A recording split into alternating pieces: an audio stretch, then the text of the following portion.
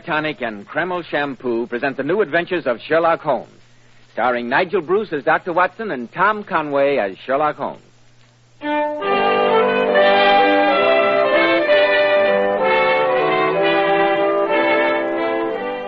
Now for our weekly visit to the famous chronicler of Sherlock Holmes, our good friend, Dr. Watson. Well, Dr. Watson, how are you this evening? Oh, in the best of spirits, Mr. Bell. Thank you. And you? Never better, thank you. And am I correct in deducing that faded old newspaper lying upon your desk has something to do with the story you're going to tell us tonight? Indeed, Mr. Bell. Here you are. The London Times of September the 4th, 1903. Take a look at this. Judges summing up to jury interrupted. Sensational solution by Mr. Sherlock Holmes. Yes, I think that you will find it equally sensational, Mr. Bell. It was one of Holmes's most dramatic cases. But first, you want a word with our listeners. Go ahead while I light up my pipe. Thank you, Dr. Watson. Men, in summer when you go without your hat, does your hair get dry, wild, and unruly looking? After a swim, does it feel sticky and stringy? Then remember, Kreml Hair Tonic keeps dry, wild, sun-baked hair looking perfectly groomed throughout the hottest, stickiest day, as if your barber had just combed it. You see, Kreml contains a special combination of hair grooming ingredients which is found in no other hair tonic. This wonderful, natural-looking hairdressing has just enough light oil to keep hair neatly groomed with an attractive, healthy-looking luster. Yet Kreml never leaves the hair looking or feeling greasy or sticky. Kreml always looks and feels so clean on both hair and scalp. It leaves the scalp feeling so cool, so refreshed and alive. Be sure to try it, men. Kreml, Kreml Hair Tonic.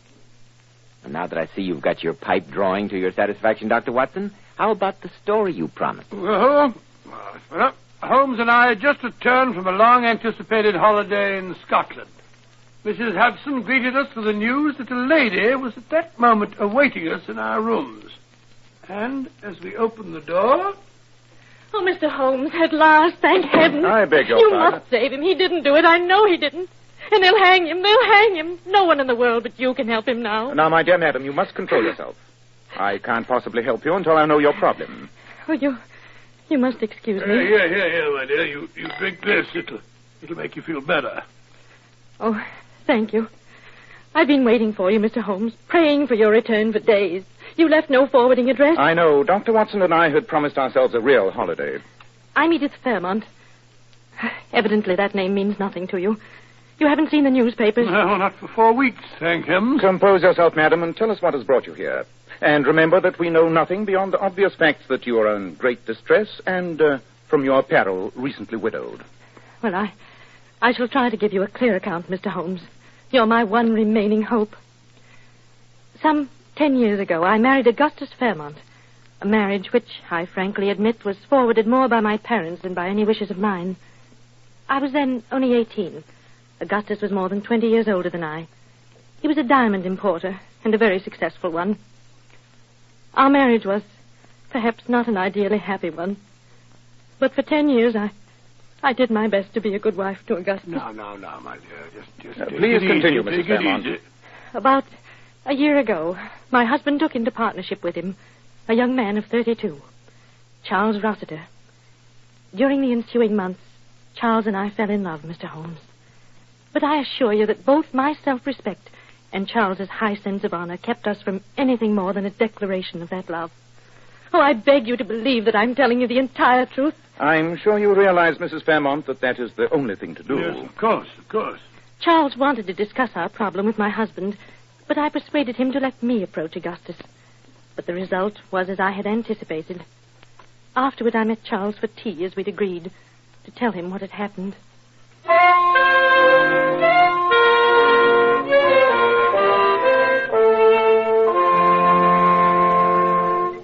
Edith, my dear, I thought you'd never get here. Oh, it was difficult, Charles.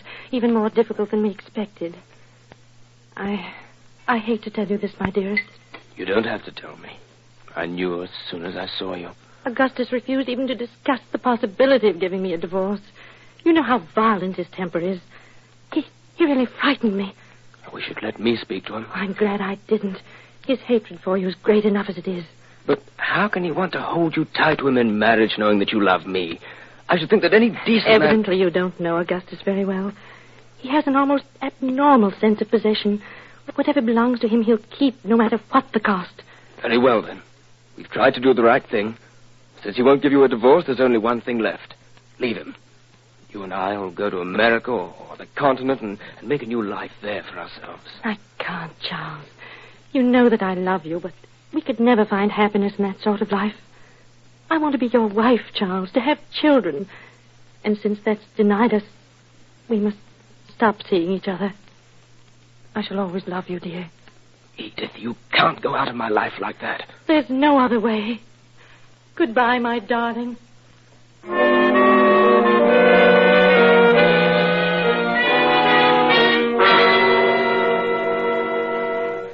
That was the last meeting I had with Charles, Mr. Holmes. I see.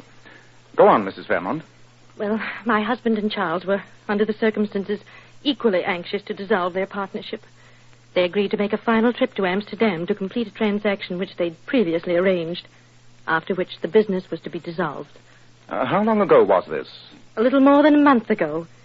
The day before they left, my husband, telling me that he was unable to find the revolver which he always carried when transporting valuable shipments of diamonds, asked me to buy him a new one. I did so, and he took it with him when he sailed. 2 days later, having completed their business in Amsterdam, Charles and my husband started back to England aboard the night boat from Flushing. My husband had with him over 10,000 pounds worth of unset diamonds which they'd purchased. I assume, Mrs. Fairmont, that this part of your narrative is all hearsay. What I'm telling you now, I've learned from the police. Charles and my husband had adjoining cabins on the boat. It was a foggy night in the North Sea, and about midnight, a German gentleman in the cabin adjoining my husband's, on the other side from Charles's, heard the sounds of a violent quarrel between Charles and Augustus.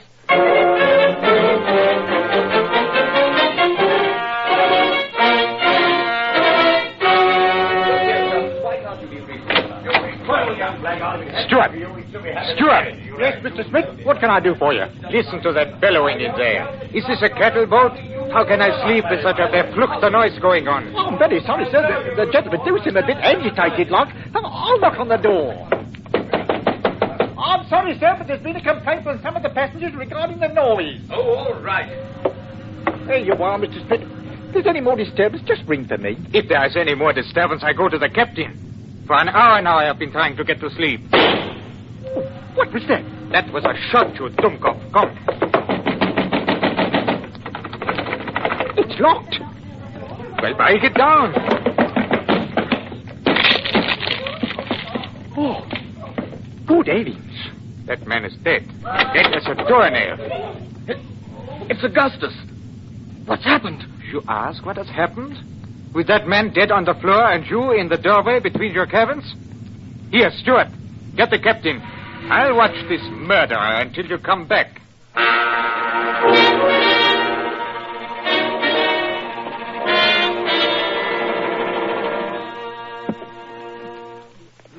There, Mrs. Fairmont. I can understand what a strain it must be for you to tell all this. Let me get you some aromatic... Oh, I'm all right, Dr. Watson. Thank you. Your husband had died instantly, Mrs. Fairmont? So the police said, Mr. Holmes. Apparently the revolver had been fired at very close range, directly into his head.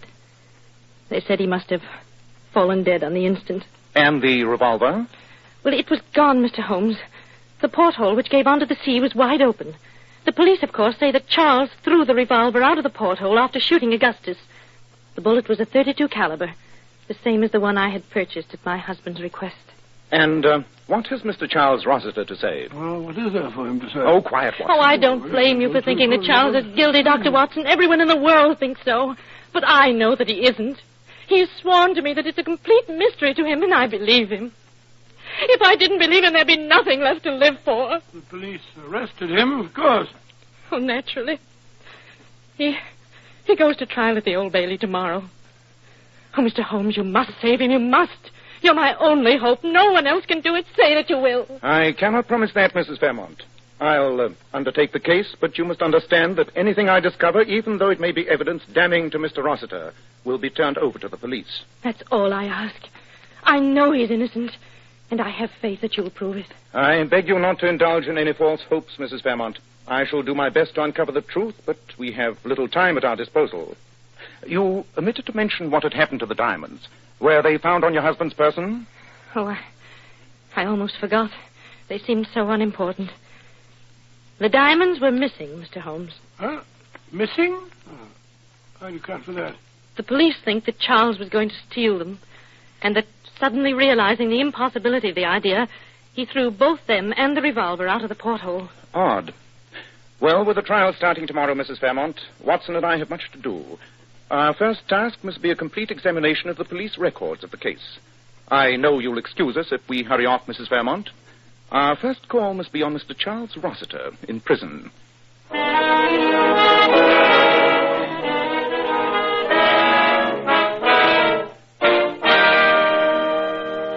And as heaven's my witness, Mr. Holmes, I've told you and Dr. Watson everything I know. You say that you and your late partner had taken out business insurance on each other's lives? Yes, Mr. Holmes, to the extent of £25,000 apiece. £25,000 apiece? I say that makes it look even worse, Holmes, huh? Unfortunately, yes. One more question, Mr. Rossiter. After the quarrel on the boat, when the steward had knocked and requested silence, you went back into your own cabin. Is that correct? It is, Mr. Holmes. And according to you, you heard the sound of a shot from Fairmont's cabin a moment later. How much time would you say had elapsed? Oh, a very short interval, not more than 15 seconds at the outside. Thank you. Well, Mr. Rossiter, I'll do what I can, but... Oh, I know it's hopeless. I wouldn't believe the story myself if I heard it from someone else. Tell me, Dr. Watson, you're a medical man. Could I conceivably have had a lapse of memory? Could I have shot Fairmont without knowing anything about it? Well, it seems to me almost inconceivable. I never heard of a case of amnesia or loss of memory that began and ended all in the space of a couple of minutes. Well, come on, Watson. We must be going. Mr. Holmes, do you think there's any chance? Keep up your courage, Mr. Rossiter. There's always a chance. Water.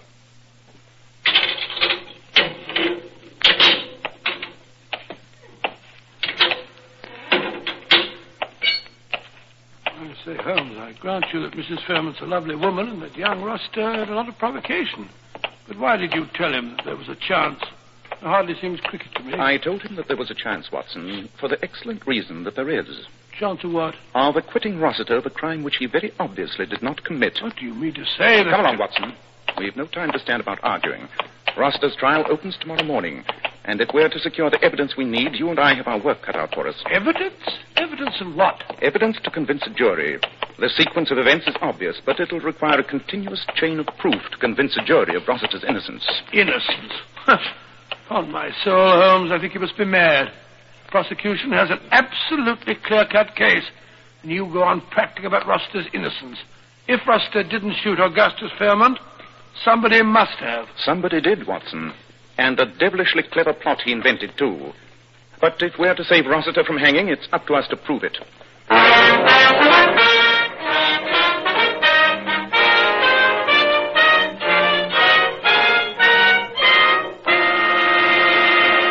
In just a moment, we'll find out if Sherlock Holmes is able to prove it. Men, on hot, sticky summer days, your hair needs extra special care. And when you buy a hair tonic, why not buy one that does lots more than keep your hair looking handsome? Why not get your money's worth and buy Kreml hair tonic? No other hair tonic keeps the hair more neatly groomed and attractive looking. Kreml gives hair such a handsome, clean-cut appearance. It keeps the hair perfectly groomed throughout the hottest, stickiest day. It never looks or feels greasy or sticky. In addition, Kreml is simply great to lubricate a dry scalp. At the same time, it removes itchy, loose dandruff and leaves the scalp feeling so clean, refreshed, and alive. No wonder Kreml is preferred among America's most prosperous men. Buy a bottle of Kreml at any drug counter. Ask for an application at your barber shop. Use this highly specialized hair tonic daily for better groomed hair, a more hygienic scalp. Kreml, Kreml hair tonic. Now, Dr. Watson, what steps did you and Sherlock Holmes take next to prove Rossiter's innocence? Well, Holmes and I hurried to the offices of Fairmont and Rossiter in Hatton Gardens. Assisted by Fairmont's chief clerk, a little dried-up wisp of a man, we spent the next hour in an intensive study of Fairmont's old checkbook stubs. There's no question of it, Watson. These regular payments, month after month, to Mademoiselle Elaine Dufour can only mean one thing. Oh, I don't see why. She might have been an old nurse of his or something. Really, Watson. Huh? One does not pay one's old nurse £50 a month over a period of years. Oh, perhaps you're right. Thank heaven we found Mademoiselle Dufour's address. Why? Because you're leaving for Paris tonight. Huh? And I want you to bring back Mademoiselle Dufour no matter what means you use to persuade her. Oh, really, Holmes? What are you going to do? Be doing what? Why I'm off on this wild goose chase? I have a few things to look into, Watson. Quite a few things.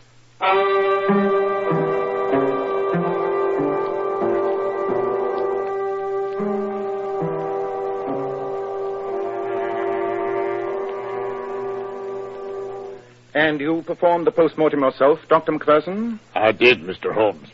And I'm prepared to stake my professional reputation that Augustus Fairmont would have been dead within a year, no matter what had been done. The disease had progressed too far for surgeries to be any use whatsoever. You told the police this, of course. Oh, naturally. They weren't interested.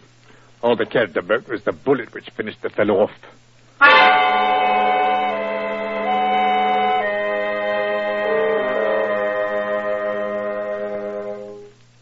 Of course, you understand, Mr. Holmes, that after the police had finished, this cabin was all straightened up. New carpet on the floor, everything ship-shape. Quite. And Mr. Fairmont's body was lying right here. Is that right, Stewart? It was indeed, sir, and a fair turn he'd given me, with half his head blown off. And this cabin and the adjoining one, occupied by Mr. Rossiter, are identical in every way? Yes, sir. Ah. I'd hoped to find something like this. What was that, sir? Take a good look at this, Stewart. I may need your evidence in court. This rather deep nick here in the lower part of the brass rim of the porthole. Oh, I see the nick all right, sir, but I'm blasted if I can make Just tell me one thing. After the tragedy, was any heavy object missing from Mr. Fairmont's cabin? Something heavy but fairly small? That's a queer thing, sir, now that you come to mention it. I reported to the chief steward that the heavy glass water bottle was gone when the police let me straighten up the cabin. But I didn't think nothing of it at the time, so that maybe it got smashed in all the confusion. Thank you, Steward. Thank you very much indeed.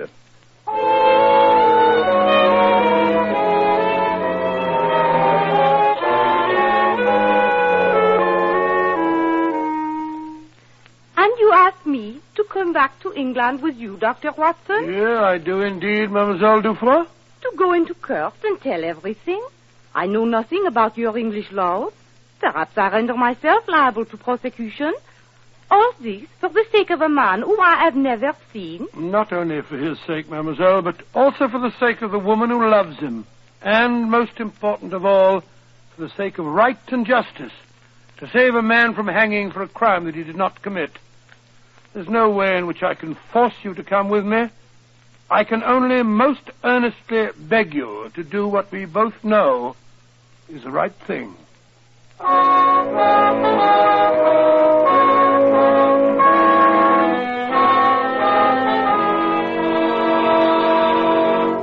And in the final analysis, members of the jury, I must remind you that the decision as to Charles Rossiter's guilt or innocence rests solely with you.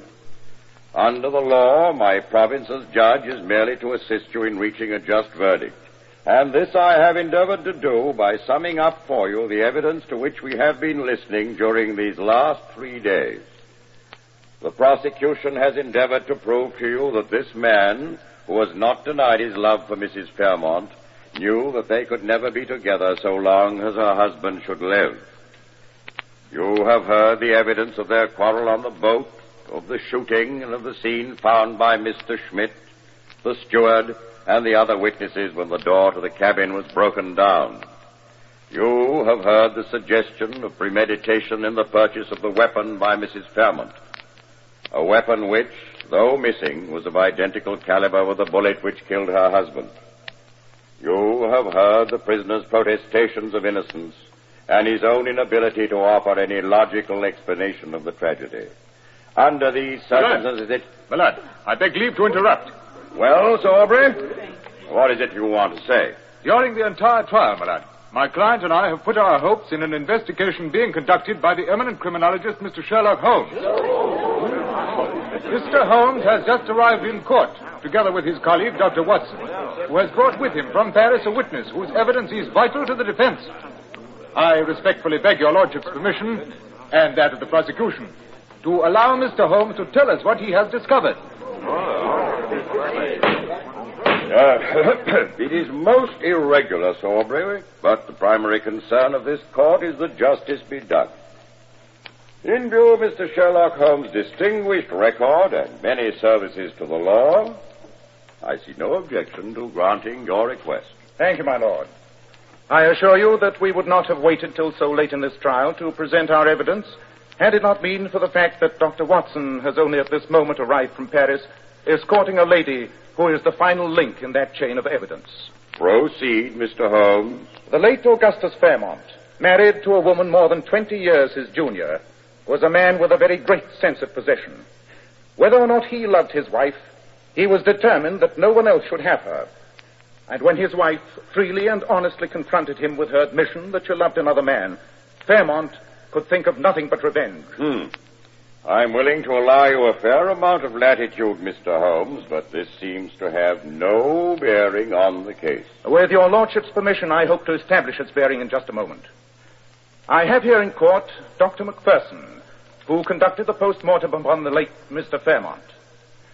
Dr. Macpherson will testify that Augustus Fairmont was suffering from an incurable disease which would unquestionably have killed him within another year. Silence in the court. Also in court and ready to testify is Sir Edward Penrose of Harley Street, to whom Augustus Fairmont went for an opinion just a little more than 6 weeks ago. Sir Edward informed Fairmont, who had never before suspected the presence of this disease, that he would be lucky if he lived for 6 months, and that there was nothing to be done.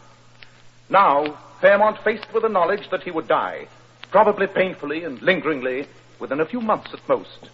And the bitterness of this knowledge must have been increased 100-fold by the realization that his death would remove the last barrier to the wedding of these two people who loved each other. Bravo, Holmes. Quiet in the court. Oh, sir. Then Augustus Fairmont evolved in his twisted mind a perfect plot. He would die, not lingeringly and painfully, but instantly.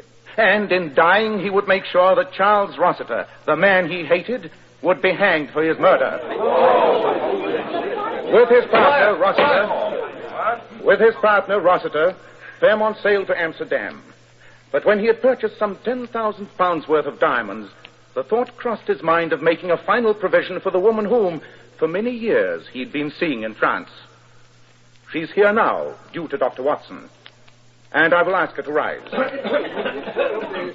Mademoiselle Dufour, is it not true that Mr. Fairmont provided for you during the last 6 or 7 years, and that he visited you frequently during his trips to the continent?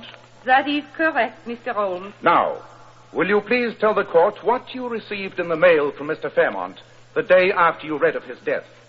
I received a package containing a small fortune in unset diamonds, together with a letter from Auguste, saying that I would not hear from him again, that I should make no inquiries concerning him, and that these diamonds would provide me with sufficient funds for the rest of my life. Thank you very much, Mademoiselle Dufour. Quiet in the courtroom.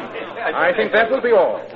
Oh, magnificent, my dear. I'm very, very proud of you. Well Augustus done. Fairmont Well done. provided for the woman with whom he had so long a friendship. He did this with the knowledge that he was to die that very night. On board the boat, he purposely entered into a noisy argument with young Rossiter, an argument which ended with the steward knocking on the door. A moment later, Rossiter returned to his own cabin and shut the communicating door. The instant he had done so, Fairmont took from its place of concealment the revolver which, with studied malice, he had caused his wife to buy. This revolver Fairmont had previously prepared for what he was about to do by tying a stout string from its trigger guard to the heavy glass water bottle he had taken from his cabin wall. It was the work of but a moment, after Rossiter had closed the door, to suspend the heavy bottle outside the porthole which gave directly upon the sea. Then Fairmont raised the revolver to his head and pulled the trigger. As he fell dead, the revolver, released from his hand, was pulled sharply up and out of the porthole by the heavy weight of the bottle. It hit the edge of the porthole, nicking the brass rim, and then disappeared forever into the depths of the North Sea. Unless this demonstration is stopped instantly, I shall have the courtroom cleared. My lord, in view of the evidence offered by Mr. Sherlock Holmes, the Crown withdraws its charge against Charles Rossiter. Oh, great work, Holmes. Great work. You brought it off, old man. I never could have, Watson, if you hadn't been persuasive enough to get Mademoiselle Dufour here in time. Really good to say so, boy. Ah, look. Here comes Mrs. Fairmont. Oh, God bless you, Mr. Holmes. And you too, Dr. Watson. Oh, I've got to kiss you both. Oh, it's very nice. Upon my word, that's the nicest fee we've ever had.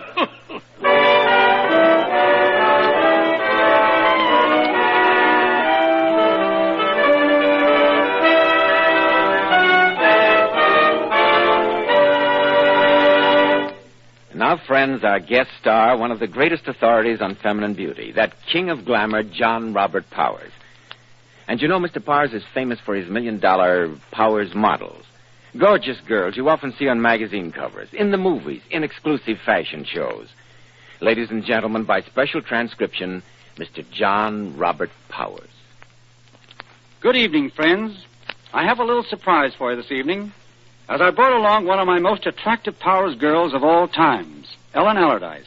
And perhaps we can get Ellen to tell us how she keeps her hair so bright and shining. Will you, Ellen? I owe all that to you, Mr. Powers. Do you remember how you told me to always wash my hair with Kreml shampoo? I certainly do, Ellen. I tell all my Powers girls to use Kreml shampoo. I'm thoroughly convinced that no other shampoo leaves the hair more radiant with such natural, brilliant luster.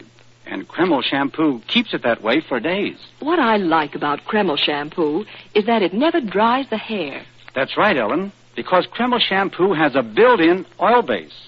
This oil base actually helps keep the hair from becoming dry and brittle. I know it. Kreml shampoo always leaves the hair so much silkier with a lovely natural satin sheen. And I love the way Kreml shampoo whips up just lots and lots of luxuriant active foam, even in the hardest water. Ellen, I think every girl owes it to herself to try Kreml shampoo. I feel certain she'll be in for one of the greatest beauty thrills of her life. Because, without a doubt, in all my years spent in helping women become more attractive, I've never come across a more beautifying shampoo than Kreml shampoo. Many, many thanks to you, Mr. Powers, and to your very lovely Powers model, Miss Ellen Allardyce. Now, Dr. Watson, what about next week? Well, now, let me see. Next week, in answer to many requests, I think I shall tell you about the most gruesome and most horrifying experience that Holmes and I ever had. It concerns the frightening happenings at Stoke Moran, the home of Dr. Grimesby Roylott, and tells how Holmes solved the mystery of the death of one of Dr. Roylott's two daughters and prevented the murder of the other. I call it The Adventure of the Speckled Band.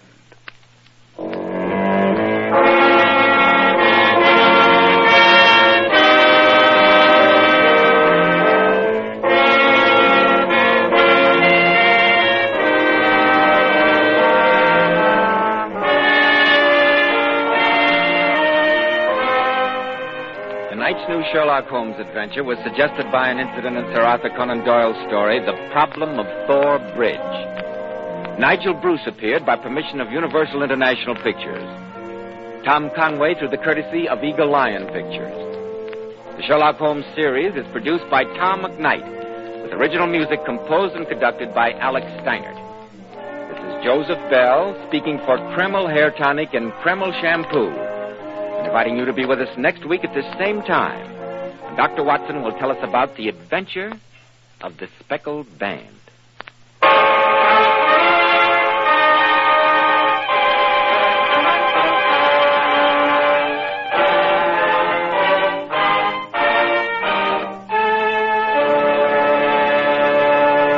This is ABC, the American Broadcasting Company.